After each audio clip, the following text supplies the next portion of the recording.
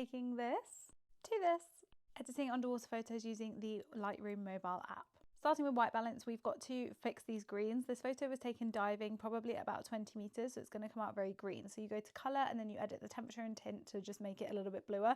I haven't gone crazy this time because it's like we'll get through it in the edit. The next thing is to edit the manta itself. So I went mask and select subject, and then AI in Lightroom will find the subject for you. From here I can edit onto the manta directly. So I'm trying to make the manta less green, less blue, mostly using the light function and the color function to take away color, so desaturate, and then to add in whites and blacks and to kind of shadows and highlights to make it how it would look. If you don't know what mantas look like, they're very white on their underbelly with these black spots, which are unique to the individual. But obviously the camera just made everything green, everything blue. So I'm trying to just get that natural colors back into the manta. So your favorite two tools here are going to be light and color.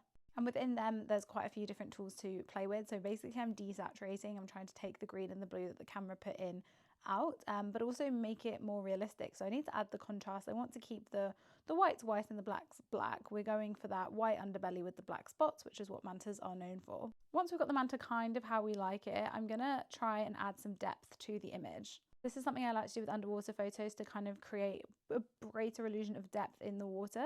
And that way to do that is to kind of have dark and contrast it with light. So here I took a linear gradient and then I subtracted the manta, so I'm just focusing on the background and I just made it darker. So I increased shadows and blackness and exposure. And then I'm going to do the same thing at the top. I'm using a radial gradient though, so because the sun beams kind of come in a more like cylindrical shape.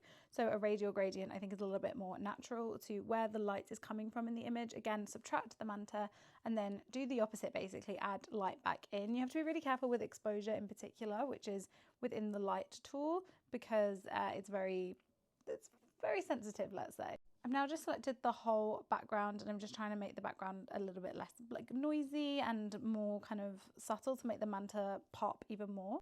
The next thing I want to do is just fix up this mask a little bit. So I've gone into add to the mask and into the brush tool, because I can see the eye of the manta here has not been selected. So that eye is still really blue and it really stands out. So I've just used the brush tool to kind of brush on here, so select the eye, and because the mask already exists, it just automatically applies those edits. And there we have it. So there we have it. Understanding how to add colour and depth to underwater images using the mask tools really elevates the images.